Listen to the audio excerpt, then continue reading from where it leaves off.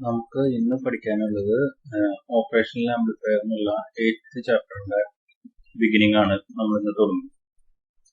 അപ്പൊ അതില് നമുക്ക് ആദ്യം തന്നെ പഠിക്കാനുള്ള ടോപ്പിക് എന്താണ് ഡിസ്ക്രീറ്റ് സർക്യൂട്ട്സ് എന്നുള്ളതാണ് നമ്മൾ ആദ്യമായിട്ട് അറിയേണ്ടതായിട്ട് വരുന്നത്. അപ്പൊ ഡിസ്ക്രീറ്റ് എന്നുള്ള ഒരു വേർഡ് തന്നെ മീൻ ചെയ്യുന്നത് എന്താണെന്ന് വെച്ചിട്ടുണ്ടെങ്കിൽ ഒറ്റയ്ക്കൊറ്റയ്ക്ക് നിൽക്കുന്ന ഒരു വിഭാഗങ്ങളെയാണ് നമ്മൾ ഡിസ്ക്രീറ്റ് എന്നുള്ള ഇതിൽ പെടുന്നത്.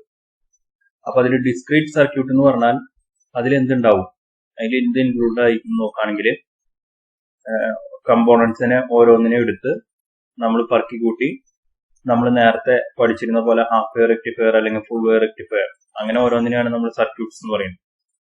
അങ്ങനത്തെ സർക്യൂട്ടുകളൊക്കെ നമ്മൾ ബ്രെഡ് ബോർഡിലോ അല്ലെങ്കിൽ PCBയിലോ കണക്ട് ചെയ്ത് നമ്മൾ ഉണ്ടാക്കും.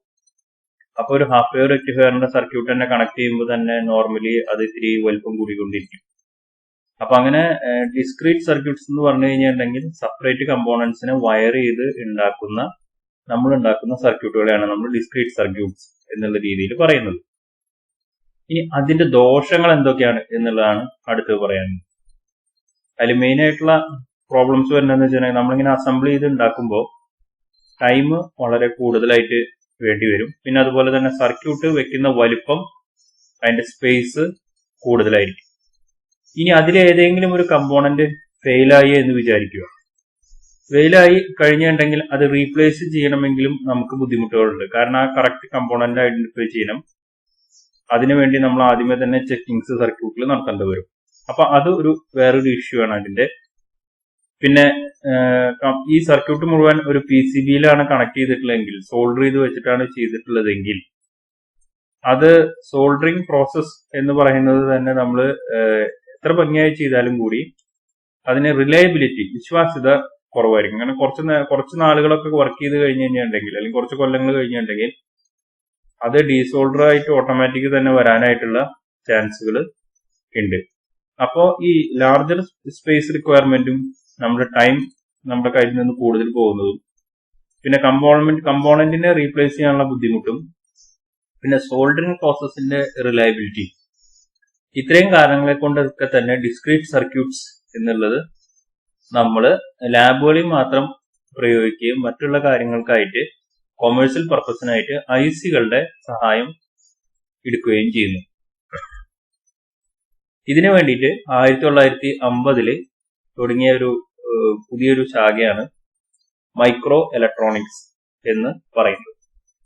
ഈ മൈക്രോ ഇലക്ട്രോണിക്സിന്റെ കീഴിലാണ് നമ്മൾ നെക്സ്റ്റ് ICകളുടെ ഡെവലപ്മെന്റ് വരുന്നത്. IC എന്ന് വെച്ചാൽ ഇന്റഗ്രേറ്റഡ് സർക്യൂട്ട്സ്. IC എന്നുള്ളതിന്റെ അതിന്റെ ഉള്ളിൽ എന്തൊക്കെയുണ്ട് എന്ന് നോക്കിക്കഴിഞ്ഞാൽ തന്നെ IC സാധാരണ ഇതിൽ ഉണ്ടാക്കുന്നത് ഒരു സെമി കണ്ടക്ടറിന്റെ മെറ്റീരിയൽ എടുക്കും. അതിന്റെ ഒരു ചെറിയൊരു കഷ്ണം, ഏത് P ടൈപ്പ് ആണോ N ടൈപ്പ് ആണോ അങ്ങനെ അല്ലെങ്കിൽ ജർമ്മനി ആണോ സിലിക്കൺ ആണോ എടുക്കുന്നത് എങ്കിൽ അതിന്റെ ഒരു ചെറിയൊരു കഷ്ണം അതിൽ നിന്ന് മുറിച്ചെടുക്കും. അതിനാണ് നമ്മൾ ആ സ്ലൈസിനെയാണ് നമ്മൾ വേഫർ എന്നുള്ള വാക്ക് ഇതിൽ പ്രയോഗിച്ചിട്ടുള്ളത്. അപ്പൊ അങ്ങനെയുള്ള ഒരു സെമി കണ്ടക്ടർ വേഫറിന്റെ മുകളിൽ നമ്മൾ ഈ ഇലക്ട്രോണിക് സർക്യൂട്ടുകൾ അല്ലെങ്കിൽ കമ്പോണൻസിനൊക്കെ നമ്മൾ ഡിഫ്യൂസ് ചെയ്ത് സർക്യൂട്ടുകൾ ഈ വേഫറിന്റെ മുകളിൽ ഉണ്ടാക്കി അതിനെ കേസിലൊക്കെ ഇട്ട് നമ്മുടെ മുമ്പിലേക്ക് അയക്കും. അപ്പോ ആ വിവിധ തരം കേസുകളാണ് നമ്മൾ താഴെ കാണുന്നത്. പിക്ചറിൽ നോക്കുകയാണെന്നുണ്ടെങ്കിൽ പിക്ചറിന്റെ ലെഫ്റ്റ് സൈഡിൽ വിവിധ തരം ICകളെ നമുക്ക് കാണാൻ സാധിക്കും.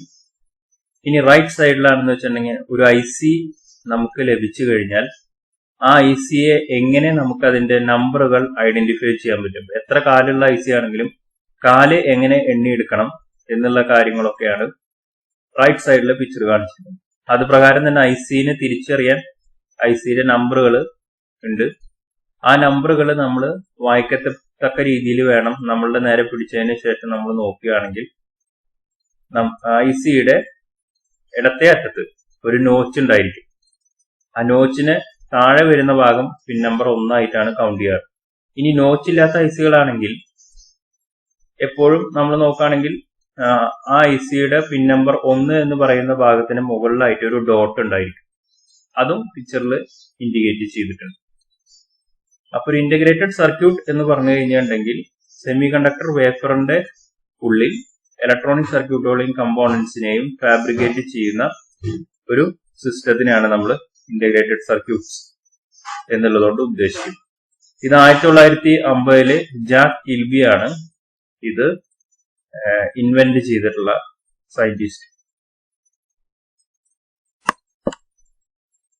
ഇനി ഇന്റഗ്രേറ്റഡ് സർക്യൂട്ട്സിന്റെ എന്താണ് അതിന്റെ ഗുണങ്ങളും ദോഷങ്ങളും എന്നുള്ളതാണ് പറയുന്നത്. അതിൽ ഏറ്റവും വലിയ ഗുണം എന്ന് വെച്ച് കഴിഞ്ഞിട്ടുണ്ടെങ്കിൽ സോൾഡറിങ് ജോയിന്റ്സും പോയിന്റ്സ് ഒക്കെ എലിമിനേറ്റ് ചെയ്യുന്ന വഴി ഐസിക്ക് റിലയബിലിറ്റി കൂടും. കാരണം കുറെ കാലം വർക്ക് ചെയ്ത് കഴിഞ്ഞിട്ടുണ്ടെങ്കിൽ ഇവ ഓട്ടോമാറ്റിക്കലി ഡാമേജ് ആവാൻ ചാൻസ് ഉള്ളത് അത് ഒഴിവായി കിട്ടും. പിന്നെ ഇവയുടെ സൈസ് വളരെ സ്മോൾ ആണ്, അതുകൊണ്ട് തന്നെ വെയിറ്റ് കുറവാണ്. പിന്നെ ഇവർക്ക് പവർ കൺസംപ്ഷൻ, പവർ യൂസേജ് വളരെ കുറവ് മതി. പിന്നെ ഐസികളുടെ പൈസ നോർമലി സർക്യൂട്ടിനെ കമ്പയർ ചെയ്യുമ്പോൾ പൈസ വളരെ കുറവായിരിക്കും. പിന്നെ ഒരുമാതിരി നല്ല ടെമ്പറേച്ചറുകളിലൊക്കെ തന്നെ ഐസികൾ വർക്ക് ചെയ്യും. ഹൈ ടെമ്പറേച്ചറിലും ഐസികൾക്ക് വർക്ക് ചെയ്യാനുള്ള കഴിവുകളുണ്ട്. പിന്നെ ഒരു നോർമൽ ഡിസ്ക്രീറ്റ് സർക്യൂട്ടിനെ കമ്പയർ ചെയ്തുകൊണ്ട് പറയുകയാണെന്നുണ്ടെങ്കിൽ ആ സർക്യൂട്ടിന്റെ ഓപ്പറേറ്റിംഗ് സ്പീഡും ഐസിയുടെ സ്പീഡും കമ്പയർ ചെയ്തിട്ടുണ്ടെങ്കിൽ ഐസിക്കായിരിക്കും സ്പീഡ് കൂടുതൽ വരുന്നത്. ഇങ്ങനെയുള്ള ഒരു 7 പോയിന്റ് ആണ് നമുക്ക് ഐസിയുടെ ഗുണങ്ങളായിട്ട് വരുന്നത്. ഇനി അത് കഴിഞ്ഞ് ഐസിയുടെ ദോഷങ്ങൾ എന്തൊക്കെയാണ് എന്ന് നോക്കുകയാണെന്നുണ്ടെങ്കിൽ ഒരു കമ്പോണന്റ് ഫെയിൽ ആവാണ് ഐസിക്കുള്ളിൽ. അപ്പൊ നമ്മൾ എന്ത് ചെയ്യണം? ഐസി മൊത്തം തന്നെ റീപ്ലേസ് ചെയ്യണം. ഡിസ്ക്രീറ്റ് സർക്യൂട്ടിൽ ചെയ്ത പോലെ നമ്മൾക്ക് ഇൻഡിവിജ്വൽ കമ്പോണന്റിനെ റീപ്ലേസ് ചെയ്യാൻ സാധിക്കുകയില്ല. പിന്നെ അടുത്ത കേസ് കപ്പാസിറ്റേഴ്സിനെ 30 പൈക്കോഫാരഡിന് മുകളിലുള്ള കപ്പാസിറ്റേഴ്സ് വരികയാണെങ്കിൽ ഐസിയുടെ ഉള്ളിൽ അത് മാനുഫാക്ചർ ചെയ്യാൻ പറ്റില്ല, എക്സ്റ്റേണൽ ആയിട്ട് കണക്ട് ചെയ്യേണ്ടി വരും. അതുപോലെ തന്നെ ഇൻഡക്ടേഴ്സിനും ട്രാൻസ്ഫോർമേഴ്സിനും ഒന്നും ഐസിയുടെ ഉള്ളിൽ നമുക്ക് മാനുഫാക്ചർ ചെയ്യാൻ പറ്റില്ല, ഇവയെല്ലാം എക്സ്റ്റേണൽ ആയി കൊടുക്കേണ്ടി വരും. പിന്നെ മാക്സിമം ഒരു ഐസിക്കുള്ള പവർ റേറ്റിംഗ് കപ്പാസിറ്റി എന്ന് പറയുന്നത് ഒരു 10 വാട്ടാണ് നമ്മൾ പറയുന്നത്. ആ 10 വാട്ടിന് മുകളിലേക്കുള്ള ഐസികൾ ഉണ്ടാക്കാന്ന് വെച്ചിട്ടുണ്ടെങ്കിൽ അതിൽ ബുദ്ധിമുട്ടുകളുണ്ട്. പിന്നെ റഫായിട്ട് നമുക്ക് ഐസിയെ ഹാൻഡിൽ ചെയ്യാൻ പറ്റില്ല. കമ്പോണൻസിനെ റഫായിട്ട് നമുക്ക് ഹാൻഡിൽ ചെയ്താലും വലിയ കുഴപ്പമൊന്നും ഉണ്ടാവാറില്ല. പക്ഷെ ഐസിയെ റഫായിട്ട് ഹാൻഡിൽ ചെയ്ത് കഴിഞ്ഞിട്ടുണ്ടെങ്കിൽ അതുപോലെ ഓവർ ഹീറ്റ് ആവുകയാണെന്നുണ്ടെങ്കിൽ പെട്ടെന്ന് തന്നെ അവ ഡാമേജ് ആവുന്നത് ആയിരിക്കും.